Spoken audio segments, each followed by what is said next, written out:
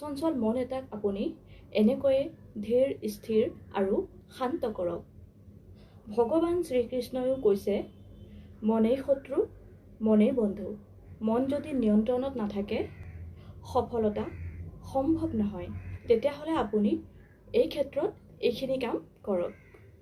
Number 1, মন স্থিৰ নহয়।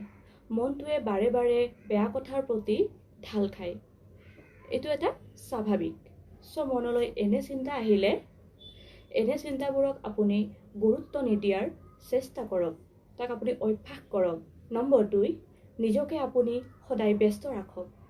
আচলতে মানুহৰ যেতিয়া একো কাম নাথাকে তেতিয়াই চঞ্চলতা বাঢ়ে। আপুনি নিজকে কেতিয়াও খালী সময় নিদিব।